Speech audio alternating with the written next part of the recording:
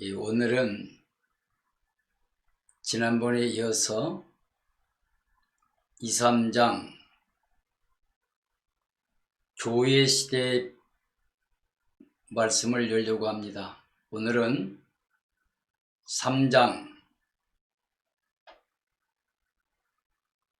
사대 교회와 필라델비아 교회와 라오디게아 교회에 대한 말씀을 증언하려고 합니다. 계시록은 바로 예수 그리스도의 계시입니다. 그래서 이것을 읽는 자, 듣는 자, 지키는 자가 복이 있다고 그랬습니다. 저는 읽고 이걸 전하며 듣는 모든 사람들과 함께 마지막에 예신 재림 신앙으로 그날의 승리자로 서기 위해서 이 말씀을 함께 지키는 삶이 되었으면 좋겠습니다. 이 계시록 말씀은 오늘 지금 우리가 살고 있는 이 시대에 열려져야 될 복음입니다. 예수님께서도 이 계시의 말씀을 인봉하지 말라 하셨고요. 그리고 이 말씀을 읽는 자나 듣는 자나 지킬 사람들은 이 말씀을 가감하면 안 됩니다. 요한도 이 말씀을 자기가 본대로 들은 대로 기록했습니다. 우리도 이 말씀에서 자기 생각을 더하거나 또 이 진리의 말씀을 복음을 빼버리는 일이 없어야 됩니다. 만약에 더하거나 빼거나 하게 되면 구원의 영광을 잃어버릴 수가 있습니다. 왜냐하면 거룩한 성에 들어갈 수가 없을 뿐만 아니라 여기에 기록된 모든 재앙을 그에게 부어버린다고 말씀했기 때문에 더해도 안 되고 덜해도 안 되는 겁니다. 그 요한계시록은 계속 말씀드려왔지만은 어렵게 생각할 게 없어요. 7인과 7나팔과 7대접 6장에서부터 16장까지 되어 있는 이게 바로 예언의 줄기입니다.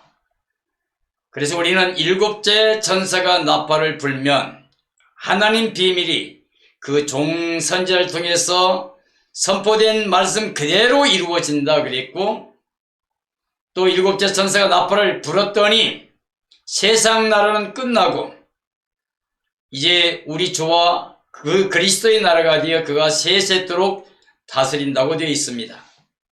그러니 복음 중에 복음이죠.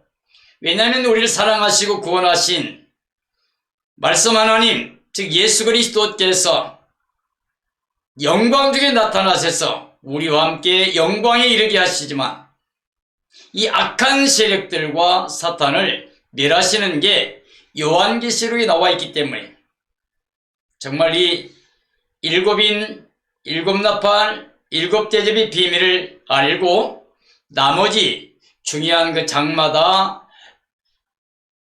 연결되어 있는 말씀들을 보면 요한계시록이 참 복음 중에 복음인 걸 알게 될 겁니다. 저와 함께 42년 동안 정말 이것을 위해 몸부림쳤는데 함께 나누고 함께 지키고 함께 영광에 참여할 수 있기를 축원합니다. 자, 그러므로 계시록은 철저히 종말론적으로 풀어야 됩니다. 계시록은 종말에 될 일의 기록입니다. 계시록은 상징적으로 풀어야 되죠. 그 의미들을 그리 알 수가 있어요. 자, 문자적이나 역사적 해석만 고집하면 이해가 어렵습니다. 상징은 상징으로 풀어야 그 의미를 이해할 수가 있어요. 자, 계시록은 반드시 지금 우리가 살고 있는 이 시대로 풀어야만 됩니다. 계시록을 과거의 구약이나 초림 때나 또는 교회 역사 속에 신약시대 그 역사에다가 맞추지 말고 그거 모든 걸 근거로 하되 반드시 예수님 이 땅에 재림하시기 전 이 땅에 일어날 7년 환란의 그 과정, 그 내용들을 우리가 보고 알고 그리고 지켜야 된다는 것입니다. 그렇게 이해해야만 됩니다. 그래서 이걸 그 기록할 당시, 요한이 받아서 기록할 당시 그 당대에 비추어서 교회의 미래, 그리고 이 세상 끝날에 관한 것, 그리고 그리스도 왕국의 시작에 대한 그런 본문의 내용을 조화롭게 해석할 수 있는 그런 마음을 가져야 됩니다. 그리고 지난번에도 말씀드렸는데 우리는 성경 전체에서 처음 창세기와 마지막 요한계시록을 대조해 보면 요한계시록이 얼마나 복음이고 중요한가를 알게 돼요. 창세기는 신라원이라면, 에덴 추방당한 신라원이라면, 계시록은 복락원, 이제 거룩한 성에 우리가 들어가고 하나님과 함께 영원히 영생문화 누리게 되니까요. 그 다음에 창세기에서는 생명과를 잃어버려요. 그 쫓겨나죠. 그 길을 막아버리고요. 그러나 요한계시록에 보면 생명나무에 나간다고 되어 있어요. 그리고 창세기에서는 아담과 하와가 서로 죄를 전가하면서 가정이 파괴된 모습이에요. 그러나 요한계시록에 보면은 모든 하나님의 교회가 예수님과 만나서 혼인잔치를 합니다. 그리고 창세기는 마귀는 성공했죠. 그런데 우리 아담의 가정이 실패하고 추방당했기 때문에 전 인류가 지금까지 수고하고 고통 가운데 살게 된 거예요. 그러니까 인간 실패죠. 그러나 요한계시록 가면은 사탄이 완전히 이제 망합니다. 멸망합니다. 심판받고. 그리고 악한 자도 망하고요. 그래서 이 악한 자, 마귀와 악한 자가 심판받지만 우리 성도들은 구원받고 영광에 참여하는 거가 되죠. 구약에는 노아 홍수 위에 바벨탑으로 자기들 이름을 내고 하늘 위에까지 올라서 싸움으로 심판을 면하고 흩어진데 면하자 그랬는데 하나님께서 그들 전부 다 언을 혼자께서 흩어지게 만들었어요. 그러나 요한계시록에는 이제 예수 믿는 사람, 하나님의 복음 믿는 사람은 전체가 다 구원받아서 거룩한 상에 모이게 됩니다. 그러므로 요한계시록은 정말 복음 중에 복음이고 성경 전체의 결론이고 완성입니다. 그래서 요한계시록을 읽는 자도 듣는 자도 지키는 자도 복이 있다고 하신 겁니다. 자, 요한계시록 1장 19절에 보면 네 본 것, 즉 예수 그리스도께서 십자가와 부활을 통해 구원을 완성하셨습니다. 그리고 예수님이 교회 운행하시면서 교회 하나님 종들을 붙잡고 계신 모습, 1장에서 모든 완성된 모습들을 보여주고 있어요. 그리고 이제 있는 일은 2장 3장의 7교회에 주신 말씀입니다. 그게 바로 이 시대별 교회에 주시는 말씀으로 받아야 됩니다.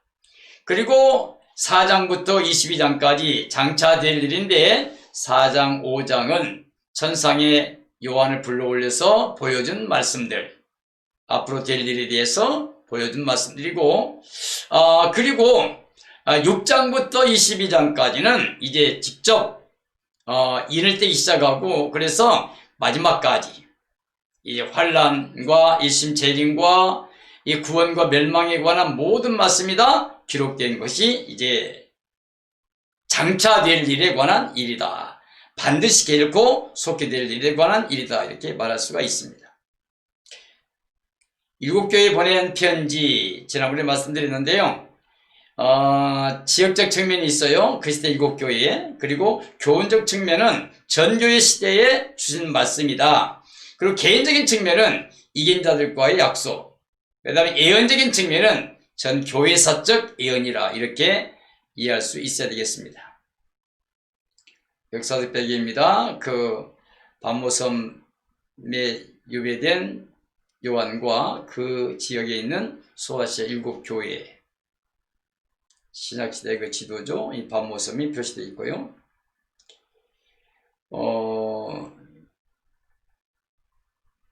7교회 시대, 로마 시대 박해가 일어나서 어려운 환경에서 최종 요한 사도가 반모섬에 유배되어 있었죠. 죄날 성령의 감동으로 그리스도의 계시를 받아 아시아 7교회에 보내는 겁니다. 그러나 그 7교회에 주신 말씀의 비밀은 마지막 종들에게 보여주신 영원한 복음의 비밀이다. 이렇게 볼 수 있습니다. 지난번에 보여드렸는데 이 이스라엘은 7대 절기가 있어요. 근데 7대 절기는 전체가 다 예수님과 관계 있습니다. 그래서 6월절과 무교절과 초시절은 예수님 죽으시고 장사되고 부활하신 것. 77절은 예수님 이제 승천하신 다음에 오순절 성령 강림. 구약이 맥주절이기도 하지만 77절이기도 하지만 신약으로 말하면 교회 시작을 알리는 77절 오순절 성령 강림절이죠. 그리고 넉 달 농사 기간은 전 인류의 복음이 증거되는 교회 시대를 말합니다. 전 인류를 구원하기 위해서 하나님이 정하신 기간이죠. 그리고 나서 다시 절기 돌아오면 나팔절은, 이 나팔절은 예수님과 재림이 있고 재림과 관계가 있는 거고요. 그리고 대속절은 이제 예수님 만나고 구원받은 사람들이 영원히 영속되는 것이고, 장막절은 예수님과 함께 천년왕국에, 즉 새예루살렘 성에 들어가는 걸 말하고 있습니다. 계시록 3장을 볼 겁니다. 이제 있을 일이죠. 예, 이 소아시아 세교의 3장입니다. 자, 사대교회 1, 6절, 빌라델비아 교회는 7절, 13절, 라오디게 교회는 14절, 22절이 되겠습니다. 자, 이게 이제 사대 빌라델비아 라오디게 교회의 배경입니다. 사대 교회입니다. 사대교회 전경이고요. 사대교회 배경, 에베소에서 동쪽 80km, 두아디라에서 한 48km 지점에 위치해 있고요. 넓고 비옥한 허무스 초원을 내다보는 트볼루스 산등성의 북쪽 돌출부에 자리 잡은 이 도시는 남쪽을 제외한 계곡 위로 거의 수직에 가까운 450m 높이의 암벽에 둘러싸인 천년의 요새였습니다. 사대교회는 개혁시대를 대표합니다. 즉 암울기를 밝히는 암흑시대. 자, 화폐가 나오는데 화폐는 열린 두루마리예요. 뜻은 개혁, 진리로 암흑기를 밝히는. 자, 예수님 모습은 7영, 7배를 가지고 계신 분으로 나옵니다. 그리고 책망은 살았다는 이름만 가졌지 사실은 죽은 교회다, 이렇게 되어 있고요. 권면은 죽게 된 남은 것이라도 지켜라. 남은 것을 지켜라. 그 다음에 자신을 잘 점검하고 그리고 생각하고 지켜 회개하라, 이렇게 권면합니다. 근데 교회는 칭찬할 게 없는데 여기 보면 흰옷을 더럽히지 않는 몇 사람 있다고 했습니다. 그리고 이 교회의 권면과 약속의 말씀은 이기게 되면 흰옷 입게 해준다. 그 다음에 생명책 이름이 기록되게 될 것이다. 그 다음에 세 번째는 하나님 앞에서 예수님께서 시인하겠다고 이렇게 약속해 주었습니다. 자, 빌라델비아 교회죠. 선교시대입니다. 이 빌라델비아 교회의 전경이고요. 교회 기둥들입니다. 응정하죠. 빌라델비아 교회 배경입니다. 빌라델비아는 소아시아 7도시 중에 가장 짧은 역사를 지닌 곳이고요. 사디에서 동남쪽으로 약 40km 지점에 위치해 있습니다. 무시아와 누디아와 부르기아가 서로 만나는 무역의 교차점에 위치한 변방의 국경도시였습니다. 자, 이 빌라델비아 교회는 선교시대를 대표하는데요. 전세계 선교의 문이 열리는 시대를 봅니다. 미국이 주도했고요. 18, 19세기 세계 선교문이 열렸었죠. 대표적인 선교사 인도 케데, 아프리카 리빙스턴, 중국 모리슨 허드슨 테일러, 그 다음에 한국 언더우드 아펜젤러, 그 다음에 일본 헤븐 브라운 윌리엄스, 미얀마 저드슨 등 많은 선교사들이 파송되어서 복음 선교 사역을 했습니다. 자, 이 빌라델비아 교회는 화폐가 열린 문이에요. 뜻은 형제사랑. 자, 미국 중심의 선교 시대를 대표한다고 그랬죠? 근데 이 교회 예수님은 어떤 모습 나타나면 거룩하신 분으로 나타나요. 그리고 진실하신 진실성, 그리고 다윗의 열쇠를 가지신 분으로 보입니다. 자, 그런데 이 빌라델비아 교회는 칭찬만 있는 교회입니다. 그리고 이 빌라델비아 교회는 적은 능력을 가지고 큰일을 했어요. 그러니까 적은 능력이니까 적은 교회예요. 근데 이 사람들은 믿음을 배반치 않았다고 그랬어요. 이 적은 능력 갖고도 믿음을 배반하지 않고 믿음을 지켰다 그러는데, 그 다음에 또 뭐라고 하냐면 인내의 믿음을 지켰다고 그래요. 많이 어려운 가운데 끝까지 적지만 진실하게 그저 믿음을 지킨, 인내함에 지킨 그런 훌륭한 교회입니다. 그래서 이 교회에 주신 권면은 그 믿음을 지켜라. 그러면 멸류관을 지켜라. 자, 믿음을 지키고 멸류관을 지켜라. 왜냐하면 이 교회는 책망이 없으니까, 칭찬만 있으니까 구원의 영광과 함께 그러죠. 멸류관도 보장된 교회예요. 그러니까 끝까지 그 믿음을 잘 지키면서 멸류관을 지키라는 겁니다. 약속이 있어요. 시험의 때가 올 텐데 지켜준다. 시험의 때를 면하게 해준다. 하나님의 성전이 기둥이 되게 한다. 성전에서 나가지 않게 하겠다. 그 다음에 새 예루살렘의 이름과 주님의 새 이름을 기록한다. 이렇게 되어 있습니다. 정말 이 빌라델비아 교회는 작은 교회지만 정말 인내하면서 끝까지 말씀을 지켰다는 게 중요합니다. 오늘 이 시대에 가장 중요한 게 뭐냐 그러면, 그래도 우리가 외형적인 조건이 아니고 무슨 성공적인 어떤 모습이 아니라 진실하게 하나님의 사랑을 믿고 은혜를 믿고 그저 그 복음의 감격을 가지고 이걸 지키는 겁니다. 즉 예수님 모시고 내 안에 모신 예수님을 끝까지 모시고 사는, 정말 믿음을 지키는 그런 사람 되어야 됩니다. 특별히 이 마지막 때는 이런 인내의 믿음이 필요합니다. 이런 인내의 믿음을 가지고 칭찬만 받고 주 앞에 그 영광에 참여할 수 있는 삶이 되기를 예수님의 이름으로 축복합니다. 자, 이제 라오디게아 교회입니다. 7교회 중 마지막 교회죠. 이 교회는 종말 시대를 예표합니다. 라오디게아 교회의 전경입니다. 라오디게아 교회 전경이죠.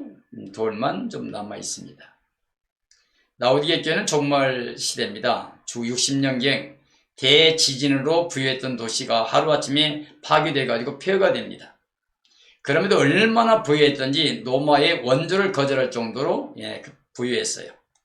주전 133년 로마에 합병되어가지고 주 1171년 셀juk 투르크에 의해서 전멸되었어요. 지금은 터키어로 에스키히사르, 즉 옛성이라 불리면서 완전히 폐허가 된 곳입니다.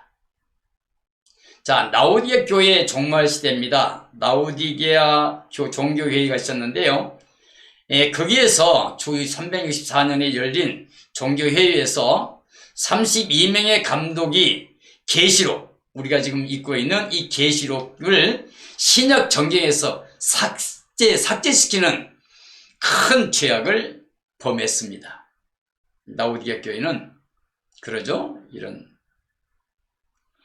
이곳은 그저 안약으로 유명했어요. 치료의 신 맨 카로 신전 정경인데요. 이 라오디게아 교회는 세계 최고의 안약으로 유명한 곳이었습니다. 파무칼레 노천 온천이고요. 온천이 아주 유명했습니다. 로마 시대의 온천지로 2, 3세기경에 크게 번영했고요.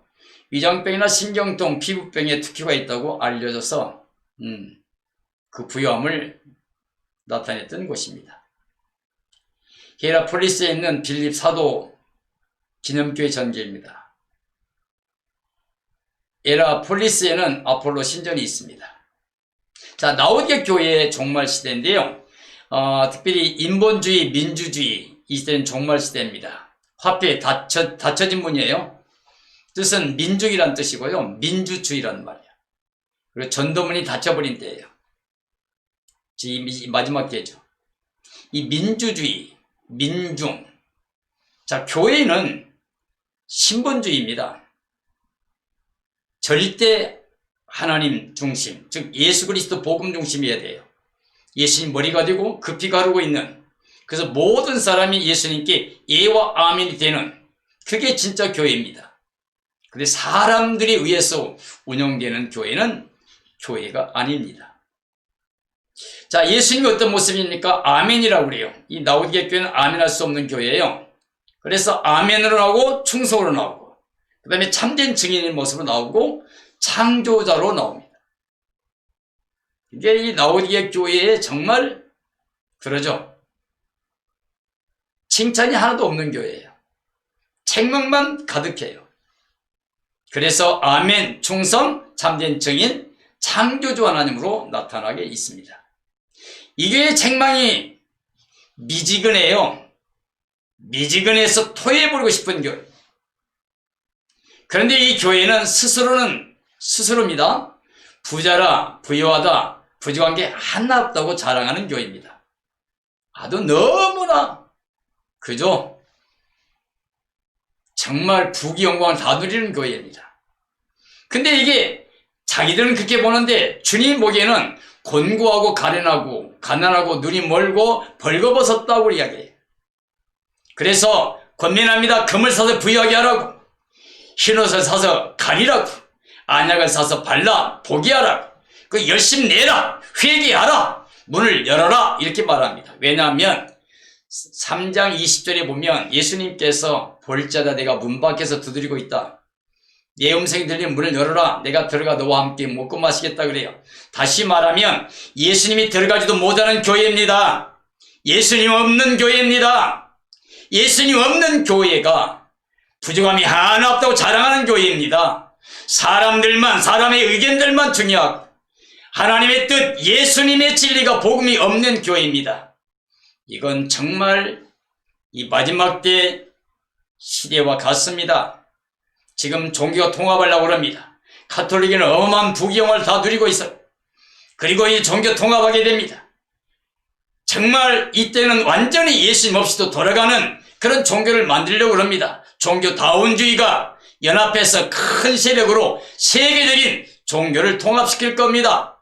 그리고 그들이 저 그리스도 이 세상 그저 권세자에게 힘과 모든 걸 돌릴 겁니다. 그래서 세계 정부, 세계 종교가 연합해서 사람들을 통제하고 매매도 통제하는 세상이 올 겁니다. 자, 우리는 이 라오디게아 교회에서 우리가 나와야 되겠죠. 예수님을 영접하고 예수님과 하나가 되어야 되겠죠.